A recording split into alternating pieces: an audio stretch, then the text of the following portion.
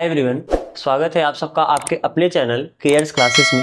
आज के इस लेक्चर में हम सब देखेंगे क्लास 12th मैथ। इसके पहले वाले लेक्चर में हम सब अपना रैखिक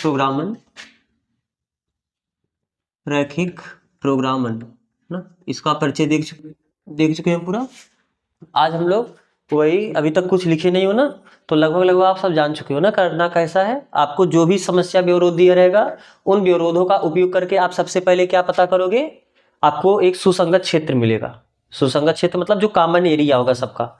जितने भी विवरोध होंगे वही प्रकार के असमीकाएं होंगे या तो समीकरण होंगे, तो उन असमीकाओं समीकरणों का प्रयोग करते हुए आप सुसंगत क्षेत्र प्राप्त करोगे।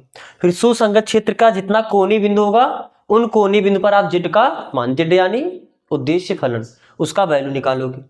उनमें से जो मैक्सिमम वैल्यू होगा वही अधिकतम मान होगा, जो मिनिमम वैल्यू होगा वही न्यूनतम मान होगा। लेकिन शर्त है कि आपका जो सुसंगत क्षेत्र है परिबद्ध होना चाहिए। परिबद्ध का मतलब चारों तरफ से क्लोज होना चाहिए। और अगर क्षेत्र परिबद्ध नहीं है तब उसके लिए आपको बताया था ना, आज में 2 स्टेप और करना है। तो एक काम करो, पहले हम लोग स्टेप ही लिख लेते हैं, हमको क्या करना है ना, कौन कौन सा स्टेप करना है।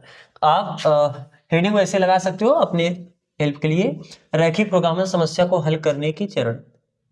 रैखिक प्रोग्रामन समस्या को हल करने के चरण।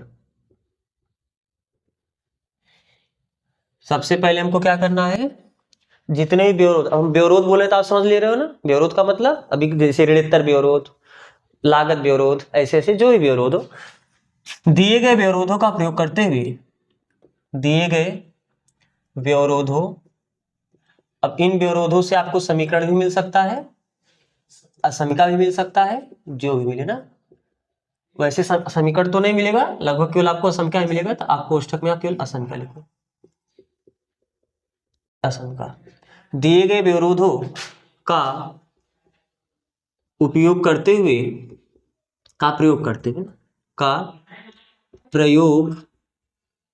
करते हुए सबसे पहले आप क्या प्राप्त करोगे, सुसंगत क्षेत्र। करते हुए सुसंगत क्षेत्र प्राप्त करते हैं, सुसंगत क्षेत्र प्राप्त करते हैं। और इन सुसंगत क्षेत्र का जितने भी कोणीय बिंदु होगा उन कोणीय बिंदु पर फिर आप क्या पता करोगे, उद्देश्य फलन का वैल्यू। तो अगला स्टेप क्या होगा, सुसंगत क्षेत्र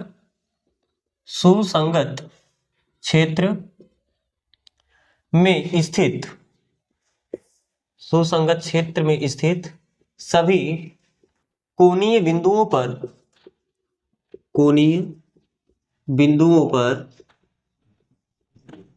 उद्देश्य फलन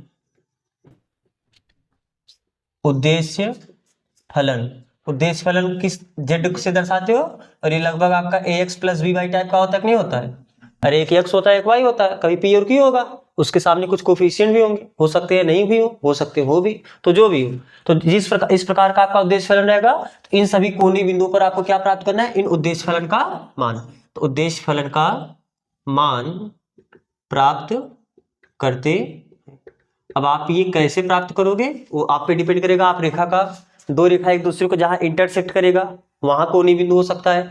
तो जो जहां अक्ष से पॉइंट आपका, जैसे आप जब ग्राफ खींचोगे तो आपको ये पॉइंट पता चले होंगे कि नहीं पता चले होंगे। जैसे मान लो दूसरे का ग्राफ ये आ गया, तो आपको जो कोणीय बिंदु मिलेगा, तो हो सकता है एक कोणीय बिंदु ये मिले, तो ये कैसे कोणीय बिंदु मिलेगा, इन दोनों का इंटरसेक्टिंग पॉइंट निकाल के, प्रतिच्छेदन बिंदु। और दो रेखा का प्रतिच्छेदन बिंदु कैसे निकालते हो, ये एक रेखा किसी समीकरण को रिप्रेजेंट कर रहा होगा, ये भी रेखा का समीकरण होगा। इन दोनों समीकरण को हल करोगे तो जो पॉइंट मिलेगा वही इसका क्या होगा, प्रतिच्छेद बिंदु। फिर ये पॉइंट जब आप इसका ग्राफ खींच रहोगे तो एक पॉइंट ये निकाले रहोगे, एक पॉइंट ये निकाले रहोगे, तो वहां से आपको ये पॉइंट मिल जाएगा। तो कोणीय बिंदु, यही जो पॉइंट होंगे यही को होगा कोणीय बिंदु। अब इसको कैसे प्राप्त करना है, दो रेखा का प्रतिच्छेदन बिंदु को हल करके आप ये पॉइंट रेखा का निकाले रहोगे, उसको देख करके जैसे भी आप कोणीय बिंदु प्राप्त किए, उन कोणीय बिंदु पर आपको क्या पता करना है। जैसे यहाँ पर इस स्थिति में केवल 2 ही कोणीय बिंदु है, कभी अभी जैसे कल आपने जो हमने एग्जांपल लिया था उसमें कितने कोणीय बिंदु मिले थे, 4 कोणीय बिंदु मिले। तो जितने भी कोणीय बिंदु मिलेंगे सभी कोणीय बिंदु पर आपको क्या पता करना है, z का मान। और इन z का मान, जैसे अब जब पहला कोनी बिंदु हुआ, दूसरा कोनी बिंदु हुआ, तीसरा चौथा, ऐसे मान लो एक कोनी बिंदु ये हुआ, ये हुआ, इस पे आप जेड का वैल्यू कुछ पता करो, कुछ पता करो, ये भी कुछ, ऐसे सब पे कुछ वैल्यू मिलेगा। तो मान लेते हैं इनमें ये सबसे मैक्सिमम मिला, इसको हम क्या बोल देते हैं, कैपिटल एम। और मान लेते हैं इन चारों में सबसे छोटा वैल्यू ये मिला, इसको हम क्या बोल देते हैं, स्मॉल एम। तो हम बोलेंगे यही इसका अधिकतम मान है। क्या है इसका अधिकतम मान। और ये भी बोल सकते हैं कि इस बिंदु पर अधिकतम हो रहा है, तो ये वह बिंदु है जिस पर आपको अधिकतम मान मिल रहा है, यानी अधिकतम मान वाला ये बिंदु है और यह अधिकतम मान है। बात समझ में आ रहा है ना, इस बिंदु पर आपको अधिकतम मान मिल रहा है, तो जिस बिंदु पर अधिकतम मान मिलेगा उसको अधिकतम मान वाला बिंदु बोलोगे, और जो अधिकतम मान मिलेगा उसको आप अधिकतम मान ही बोल रहे हो। और जिस बिंदु पर आपको सबसे न्यूनतम मान मिला उसको आप न्यूनतम मान वाला बिंदु बोलोगे, और वो जो मान मिला है उसको आप न्यूनतम मान बोलोगे। फिलहाल आपको अधिकतम और न्यूनतम मान ही यही पूछता है। तो चलो तीसरा हम क्या बोल देते हैं, यदि, या ऐसे लिख दो,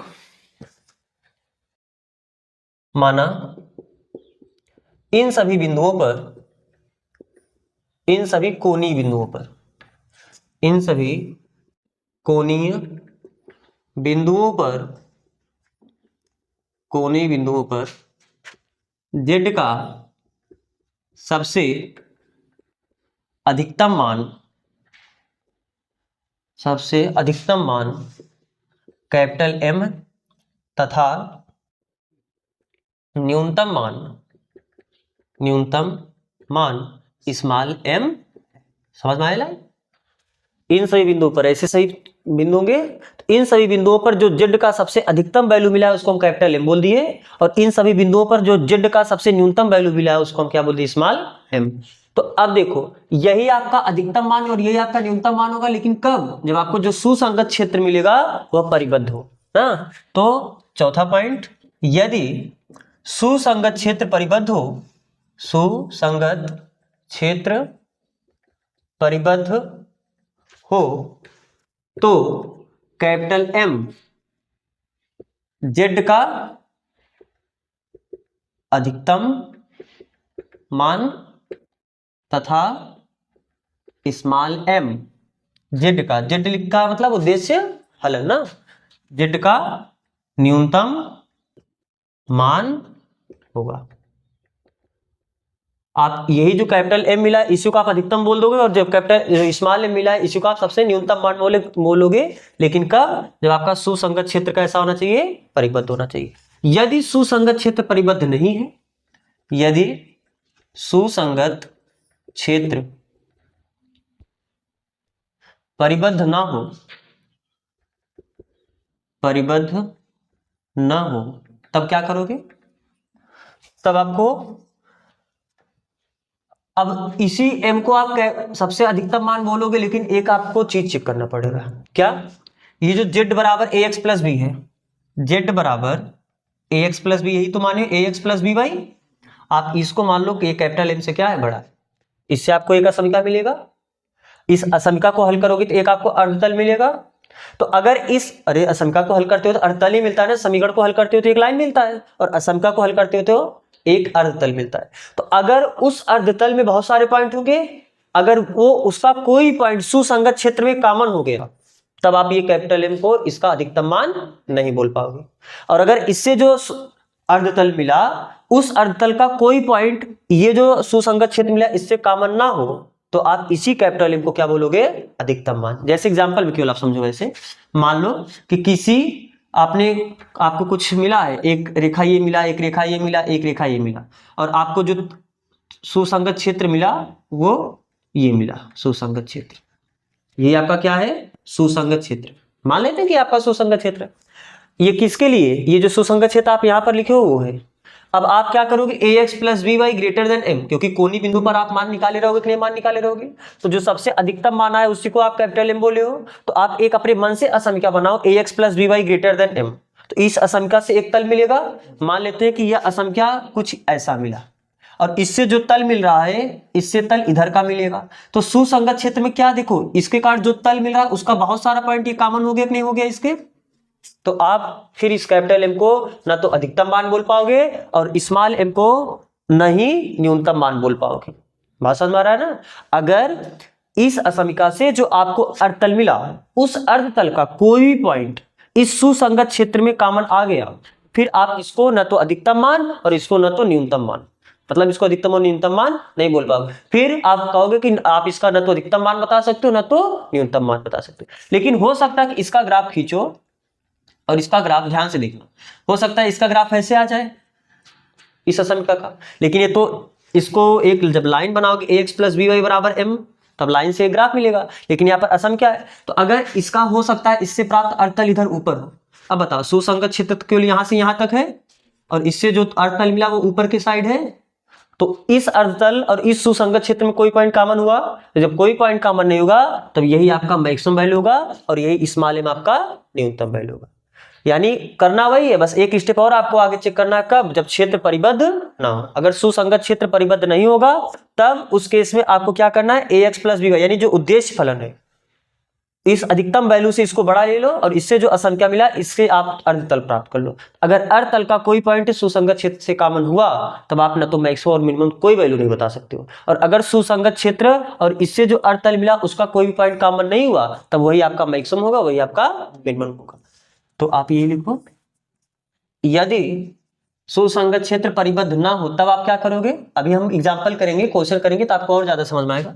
परिबद्ध ना हो तब आप क्या करोगे, तब ax plus b y greater than m, या आप ऐसे बोल दो कैपिटल M ही अधिकतम मान होगा, अधिकतम मान होगा।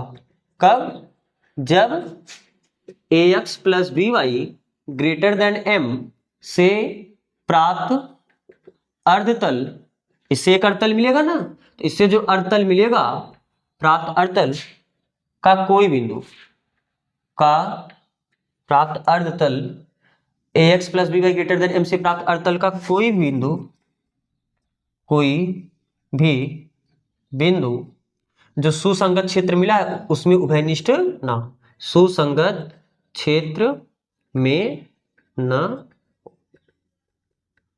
समझ में आ रहा है ना। ये जो अर्धतल का एक भी ऐसा पॉइंट नहीं होना चाहिए जो सुसंगत क्षेत्र में पड़े। अगर कोई पॉइंट पड़ गया तो कॉमन हो गया, उभयनिष्ठ हो गया, उस केस में आप इसको अधिकतम मान नहीं बोल पाओगे। तो अभी यहाँ पर क्या लिखे, कैपिटल M ही अधिकतम मान होगा, लेकिन कब, जब ax plus b y greater than m से जो प्राप्त अर्धतल होगा उसका कोई पॉइंट इसमें ना हो, यानी कोई भी पॉइंट कॉमन ना हो। जब कोई पॉइंट कॉमन नहीं होगा तो ये आपका क्या होगा, अधिकतम मान होगा। और इसी प्रकार आप ये बोल सकते हो, तथा स्मॉल m न्यूनतम मान होगा, न्यूनतम मान होगा किसका, z का, उद्देश्य फलन का ना, हमेशा हम अधिकतम या न्यूनतम मान उद्देश्य फलन का ही बताते हैं। तो स्मॉल m ही न्यूनतम मान होगा कब, यदि ax plus b y less than m। जब न्यूनतम मान का बात आएगा तो आप जो न्यूनतम वैल्यू मिला रहेगा उससे छोटा इसको लेके चलोगे, जो उद्देश्य फलन होगा उसको स्मॉल m से क्या करोगे, छोटा, तब ये असंख्या लेके चलोगे। और अगर आपको अधिकतम वैल्यू का बात करेगा तो आप ax प्लस बी वाई को उस अधिकतम वैल्यू से ही बड़ा लेके चलोगे। तो असंख्या बनाना समझना, क्या कौन सी असंख्या बनानी। तो यदि ax plus b y less than small m से प्राप्त अर्धतल, से प्राप्त अर्धतल का कोई बिंदु, का कोई बिंदु सुसंगत क्षेत्र में न हो, सुसंगत क्षेत्र में न, समझ में आया बात ना। तो अगर इसी कैपिटल M को आप अधिकतम वैल्यू बोलोगे, जब जो उद्देश्य फलन है उसको आप अधिकतम वैल्यू से भी बड़ा ले लो, उससे जो असंख्या मिला उस असंख्या से जो अर्धतल मिलेगा उस अर्धतल का कोई पॉइंट सुसंगत क्षेत्र में अगर नहीं पड़ा तो इसको अधिकतम वैल्यू बोलोगे कैपिटल M को। और स्मॉल m को आप न्यूनतम वैल्यू कब बोलोगे, जब ax प्लस बी वाई जो छोटा वैल्यू मिला m उससे भी छोटा कर दो, तो जो असंख्या मिला इस असंख्या से जो अर्धतल मिलेगा उस अर्धतल का कोई पॉइंट सुसंगत क्षेत्र में ना हो, उस समय इसको आप क्या बोलोगे, न्यूनतम वैल्यू। और अगर कोई पॉइंट उसमें हो गया, यानी कोई पॉइंट उभयनिष्ठ हो गया, तब फिर आप उसका न तो अधिकतम वैल्यू बता पाओगे और न ही न्यूनतम वैल्यू बता पाओगे। तो इतने ही स्टेप आपको समझते हैं इसमें। तो बाकी अब कहने के लिए इतना है, आपको भी समीकरण बनाना है, ग्राफ खींचना है, कोणीय बिंदु निकालना है, उस कोणीय बिंदु पर z का मान चेक करना है। तो पहले आप इतना कॉपी कर लो, फिर इसके आगे हम लोग बात करेंगे। तो आप इससे कॉपी कर चुके होंगे। आपका सबसे पहला एग्जाम्पल नंबर फर्स्ट क्या बोला, आलेख द्वारा निम्न रैखिक प्रोग्रामर समस्या को हल कीजिए। निम्न व्यवरोध के अंतर्गत पहला आपको व्यवरोध क्या दिया है, x plus y greater or equal to less or equal to 50। ये आपकी पहली असंख्या है। दूसरी असंख्या क्या है, आप ये लिख दोगे दिए गए व्यवरोध निम्न है। आप पहले ये लिख देना, दिए गए व्यवरोध निम्न है, ठीक। 3x प्लस वाई ये लेस आर इक्वल टू 90, समीकरण नंबर सेकेंड असंख्या। फिर x greater or equal to 0, y greater or equal to 0, ये आपका असंख्या थर्ड है। और यहाँ पर आपको z दिया है, z बराबर कितना 4x प्लस वाई, और इसका क्या करना है, अधिकतम मान याद करना ना, इसको आपको मैक्सिमाइज करना है, ठीक। चलो तो सबसे पहले ये आपका x एक्सिस हुआ, ये आपका y एक्सिस हुआ। सभी असंख्या का आपको क्या बनाना है, ग्राफ। ग्राफ यानी उससे जो तल मिलेगा ना, अर्थतल। तो ग्राफ बनाने के लिए तो पहले लाइन का ग्राफ बनाते हो। तो असंख्या आप ऐसे लिखोगे, असंख्या एक से या एक के संगत समीकरण, पहले उसको समीकरण में बदलोगे तभी तो ग्राफ निकालोगे ना। तो समीकरण कितना हो जाएगा, x प्लस वाई बराबर 50। पॉइंट कैसे निकालोगे, यहाँ पर x बराबर रखो, y बराबर रखो। x बराबर क्या 0 रख दे, तो y बराबर कितना मिलेगा 50, y बराबर 0 रखोगे, x बराबर कितना मिलेगा 50। फिर ऐसे दूसरे समीकरण का पॉइंट निकालो, असंख्या 2 के संगत समीकरण। तो जब असंख्या 2 3x प्लस वाई बराबर 90 हो जाएगा, बोलो x बराबर और y का मान, जब x मान 0 रखोगे तो y का मान कितना मिलेगा 90, x वैल्यू 0 रखे हो ना, अरे x जगह 0 रखे हो ना, तो 0 को गुणा होगा पूरा 0 हो जाएगा, तो केवल y बचेगा ना, y बराबर 90 ही तो आएगा, कहाँ 30 आएगा। और जब y का वैल्यू 0 रखोगे तब 30 आएगा, ठीक है। तो बस दो ही समीकरण चाहिए था। ये तो आपका वैसा कंडीशन है, x ग्रेटर देन 0 यानी x वैल्यू 0 से हमेशा बड़ा होगा तो ये तल मिला, और y का वैल्यू हमेशा 0 से बड़ा होगा यानी इसके ऊपर ही आपको बात करना, ठीक है। तो पहले ये पर, अब देखो यहाँ पर 30 90, तो एक काम करें, एक यूनिट को 10 मान ले, 90 को दर्शाना है 9 लाइन, 50 को दर्शाना है 5 लाइन। तो हम क्या कर देते हैं, 1 2 3 4 5 6 7 8 9 10, ऐसे 1 2 3 4 5 6 7 8 9 10। यहाँ पर हम बता देंगे, आपका पैमाना बताते चलना कि पैमाना में जो एक कट है ये किसको रिप्रेजेंट कर रहा है, 10 इकाई ना। तो अब बताओ, तो 0 का 50 यानी x वैल्यू 0, y की वैल्यू 50, यानी y की 5 पॉइंट 1 2 3 4 5, ये तो 0 का 50 होगा, और 50 का 0 1 2 3 4 5, यानी ये पॉइंट आपका कितना होगा 50 का 0। आप इन दोनों पॉइंट को मिलाओगे तो ये आपका किसका आया, x plus y equal to 50 ना, ठीक। अब ये बताओ 0 का 90, x वैल्यू 0 y वैल्यू 90, यानी 1 2 3 4 5 6 7 8 9, ये पॉइंट हुआ ना 0 का 90। फिर ये पॉइंट 30 यानी 3, ये पॉइंट होगा 30 का 0। आपको इन दोनों पॉइंट को मिलाना है,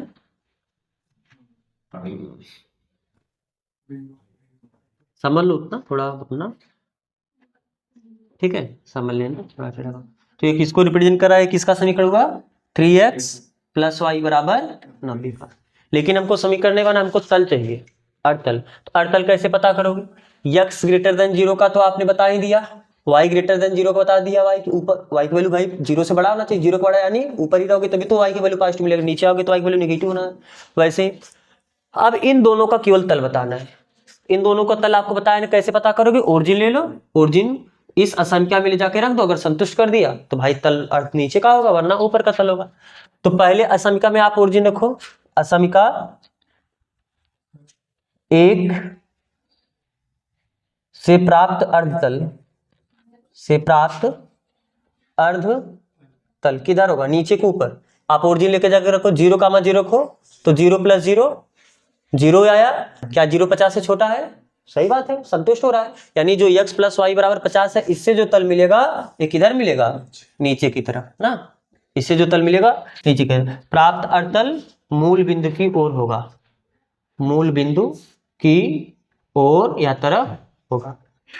आप ये बता दो मूल बिंदु की तरफ होगा या मूल बिंदु से दूर होगा, दोनों ये भी तरीके से बता सकते हैं।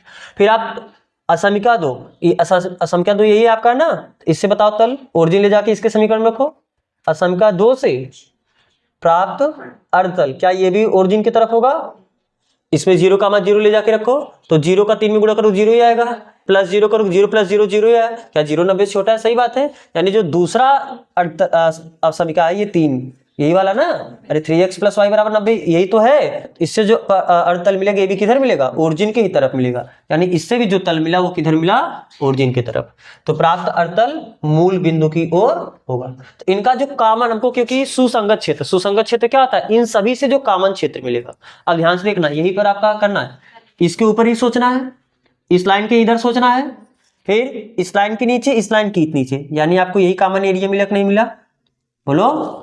तो यानी कोनी बिंदु अगर हमको चाहिए तो 1 पॉइंट ये मिलेगा, 1 पॉइंट ये मिलेगा, 1 पॉइंट ये मिलेगा, 1 पॉइंट ये मिलेगा।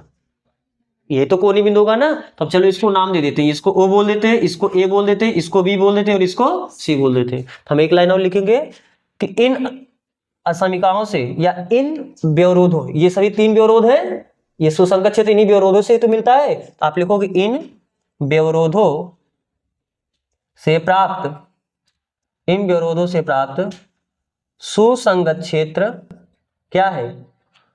AOCB, AOCB है। ठीक है।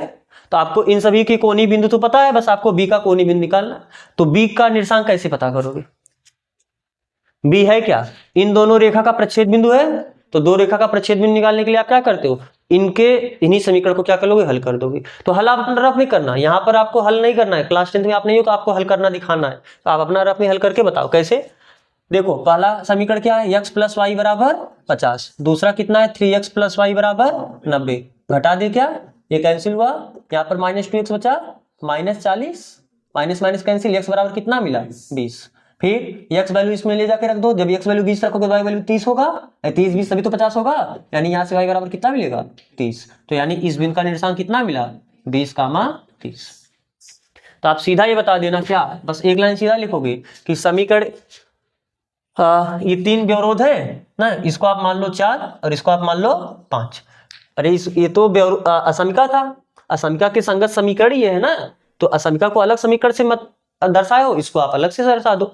तो ये नहीं, इन्हीं दोनों समीकरण का तो हल करोगे 20,30 है, तो आप क्या बोलोगे? बिंदु B का निर्देशांक समीकरण 4 तथा 5 को हल करने पर प्राप्त होगा। या समीकरण 4 तथा 5 को हल करने पर आप सीधा ऐसे लिखो, इधर लिख दें। एक काम करो, आप पहले इतना कॉपी कर लो, ठीक, पहले आप इतना ऊपर से कॉपी कर लो। तो आप इसे कॉपी कर चुके होगे। अब देखो, अब उसके आगे क्या लिखोगे? समीकरण किस किस समीकरण को हल किया? 4 तथा 5। समीकरण 4 तथा 5 को हल करने पर बिंदु B का निर्देशांक, बिंदु B का निर्देशांक कितना मिलता है?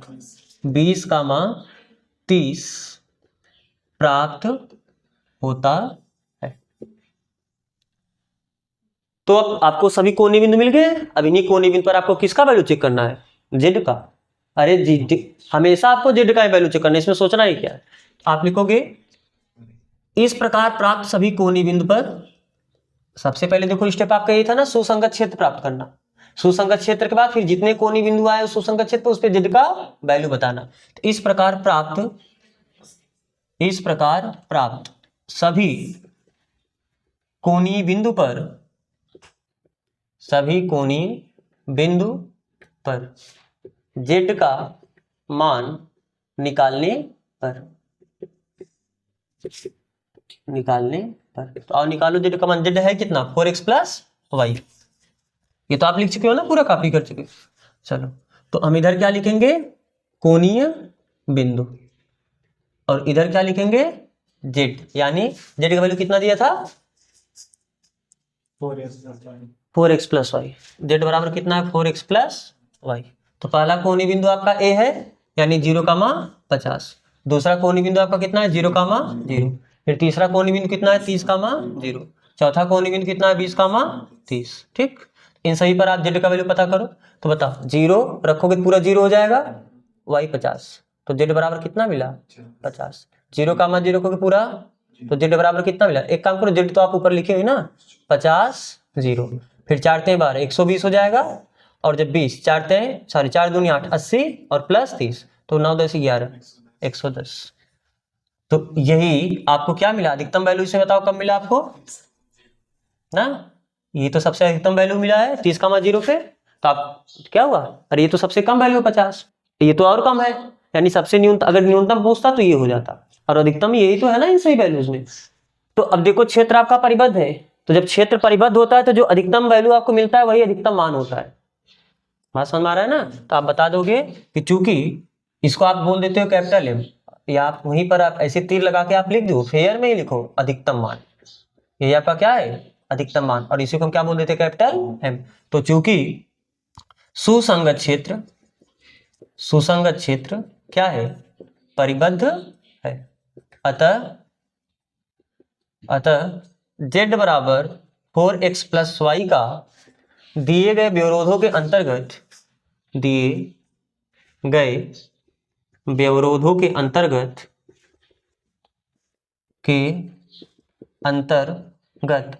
अधिकतम मान कितना होगा, अधिकतम मान 120। तो समझ में आ रहा है कैसे करना है ना? तो आपको देखो बस यही स्टेप को फॉलो करना है सभी क्वेश्चन में, ठीक है। तो फिर आज बस करें ना, तो इसके आगे का जो एग्जाम्पल है यानी एग्जाम्पल नंबर 2 के आगे उसको हम अगले लेक्चर में करेंगे। फिर यहाँ तक जुड़ने के लिए आप सबका बहुत बहुत धन्यवाद।